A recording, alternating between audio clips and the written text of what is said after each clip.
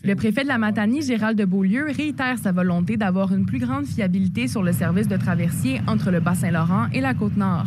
Depuis le 16 mars dernier, le FA Gautier est en cale sèche planifié pour des travaux de maintenance. C'est donc le navire de relève, le Sarema, qui assure les traversées.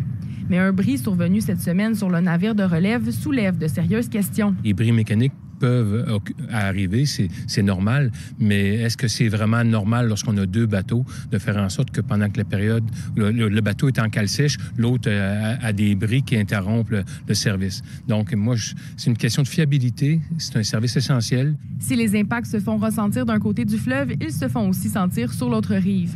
Plusieurs denrées alimentaires et de nombreux travailleurs doivent traverser le fleuve pour atteindre la Côte-Nord. Ces gens-là, autant leurs employeurs qu'eux autres sont insécures si le bateau ne traverse pas.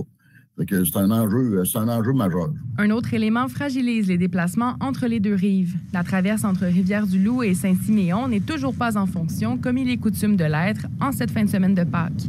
En plus, en ce début de congé pascal, la congestion s'est présentée rapidement à la traverse Tadoussac-Baie-Sainte-Catherine.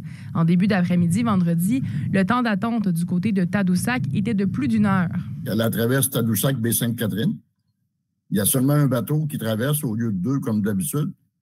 Fait que les traverses ont lieu aux 40 minutes au lieu aux 20 minutes. Donc, ça rallonge le parcours. Ça fait des années que je le dis. Pour le député de Matane-Matapédia, la situation n'est pas nouvelle. L'épisode de bris au début de la semaine lui confirme que les gens pénalisés par l'absence de traverse lors d'un bris mécanique doivent être dédommagés. Quelqu'un qui a déjà réservé et qui s'attend à traverser est capable de démontrer qu'il va passer par Québec, par exemple.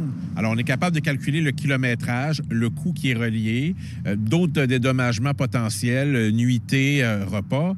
Depuis mercredi après-midi, les traverses entre Matane et la Côte-Nord ont repris